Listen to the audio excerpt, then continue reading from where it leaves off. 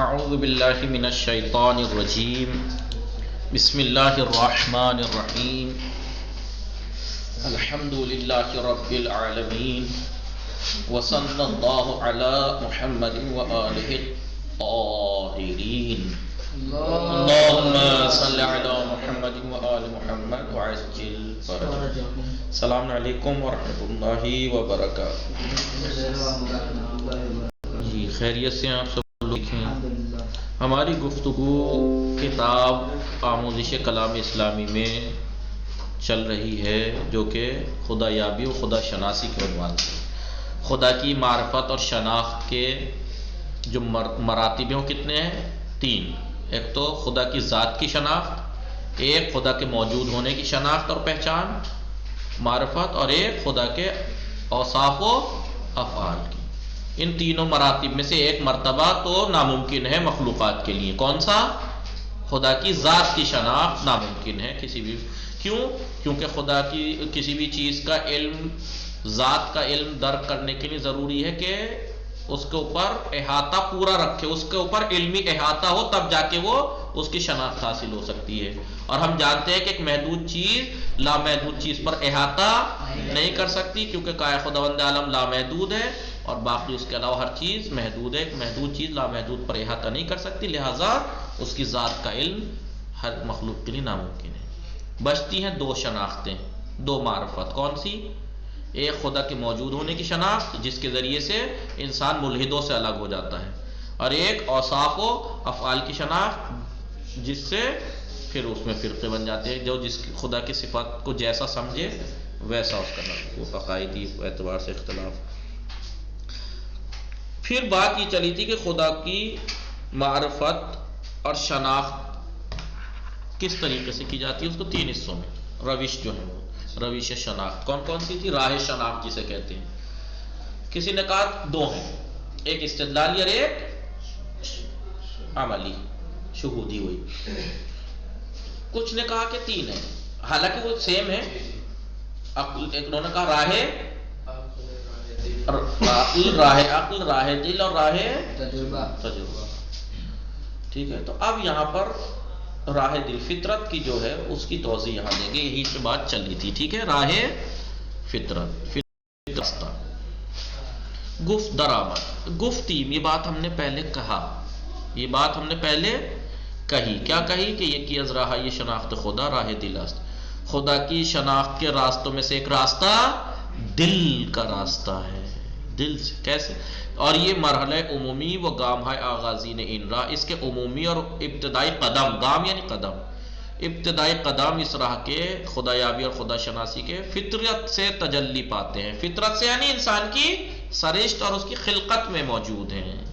کہ گاہ از آن کبھی کبھی ان کو راہ فطرت کے نام سے یاد کیا جاتا ہے، فطرت کی راہ.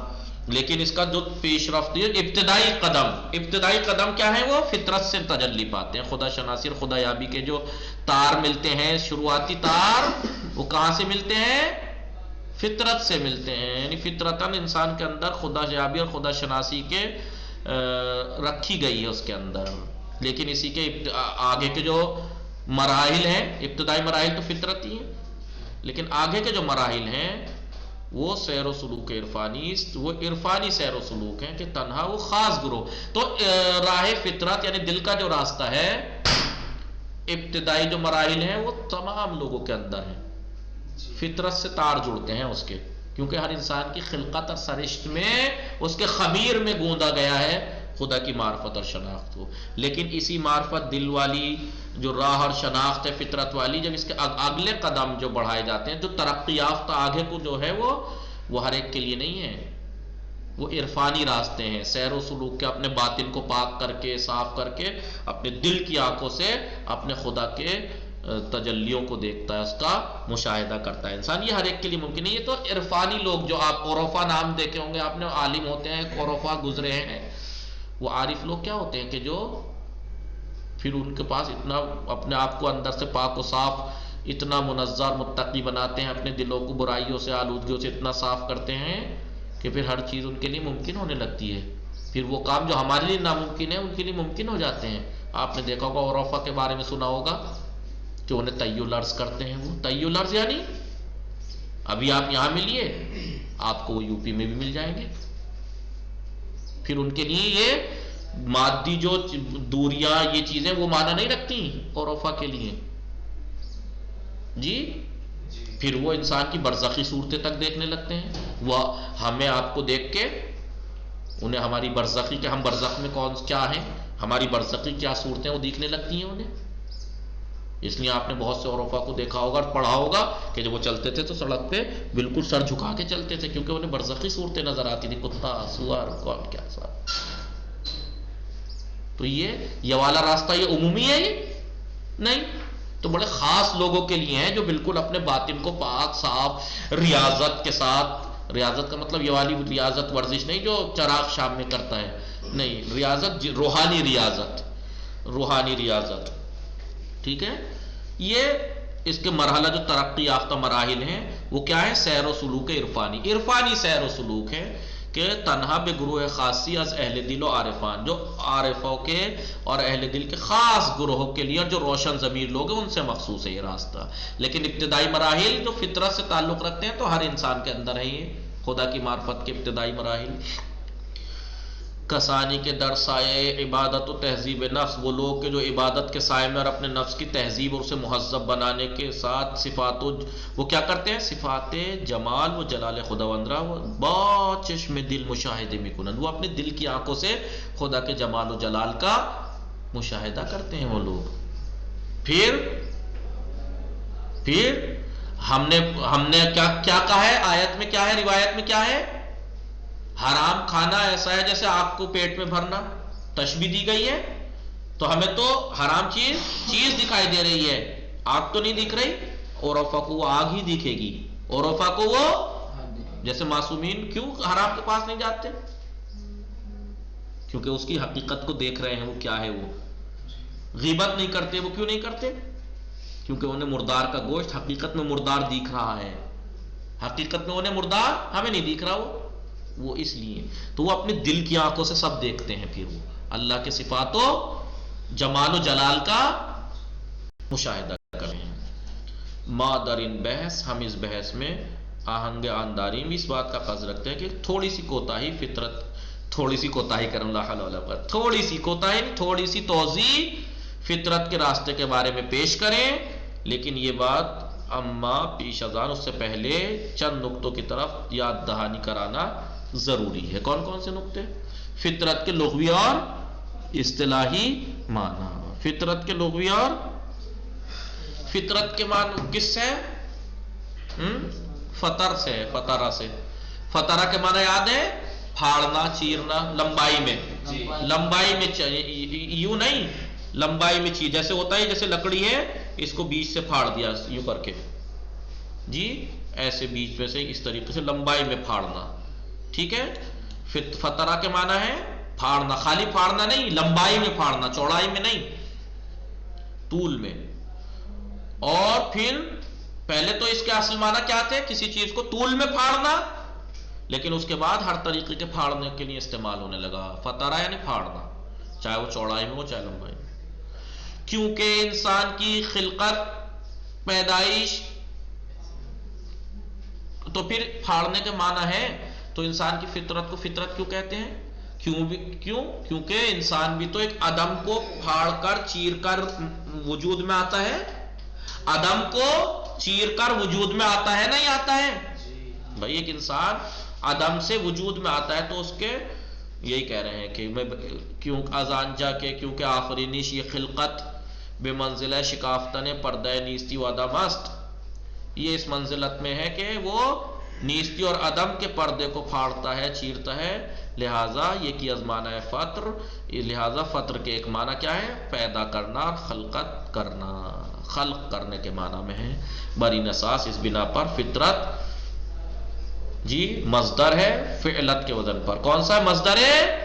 نوعی مصدر ہے. یاد ہے مصدر مرہ نوعی، مصدر مرہ فعلت کے وزن پہ، اور مصدر نوعی فعلت کے وزن پہ آتا ہے. تو فطرت کے معنی ہوئے خاص قسم کی پیدائش جی. وہ برنو چگونگی فعل دلالت میں، فعل مصدر فعلا جو کہ نوعیت پر دلالت کرتا ہے، فعل کی کیفیت اور نوعیت پر دلالت کرتا ہے، لہذا ایک خاص قسم کی پیدائش کو کہا جاتا ہے. یعنی جیسے انسان کی ایک پیدائش مثلا فطرتاً اس کو کمال پسند ہے، لہذا انسان کی جو پیدائش ہے وہ کمال کو دوست رکھنے والی پیدائش، محبت والی پیدائش، خدا کی معرفت والی پیدائش ہے. ایک خاص با توجہ بے معنی فوق، اوپر والے معنی کو توجہ میں رکھتے ہوئے جب بھی سخن گفتگو فطرت کی گفتگو آتی ہے سامنے، تو یہاں پر مراد فطرت کے معنی کیا ہے؟ سرشت خاص، ایک خاص آفرین، یہ خاص قسم کی پیدائش جو کہ ویجے اس کے جو اس سے مخصوص ہے، جو لوازم اس کے لوازم اس کے آثار، اس کے خاص اقتضایات، اس کے خاص مقتضیات، اس کے خاص آثار لوازم ہوتے ہیں. ظاہراً محققان اسلامی جو محقق ریسرچر ہیں، فطرت کے معنی جو اوپر والے معنی میں ہے، یعنی فطرت کا ایک خاص قسم کی پیدائش، اس معنی کو انہوں نے قرآن سے لیا ہے. جیسا کہ خداوند عالم فرماتا ہے فَأَقِمْ وَجْهَكَ لِلدِّينِ حَنِيفًا فِطْرَةَ اللَّهِ الَّتِي فَطَرَ النَّاسَ عَلَيْهَا، پاک دامن ہو کر اس کی طرف منہ کرو. یہ ایک الہی فطرت ہے کہ خداوند عالم نے اس کے مطابق انسان کو خلق کیا ہے. بہر تقدیر آپ کوئی سے بھی معنی مان لیں، فطرت کے معنی چیرنا پھاڑنا، عدم سے وجود میں آنا، یا ایک خاص اس کی فعلت ان کے مذہب پر ہے، مصدر ہے، نوعی ہے، ایک خاص پیدائش پر، جون سے بھی معنی ہو، در دیدگاہ اسلام کے نظریے میں خدا و بینشاء خاص سیرہ، ایک خاص قسم کی نگاہ، نظریہ اور اس کے رجحان انسان کی خلقت کے ساتھ، اس کے خمیر میں، اس کے وجود میں اس کو رکھا ہے انسان کے لیے، اور اس کے وجود کے ساتھ اسے گوند کر بھیجا ہے. اسے کہتے ہیں فطرت.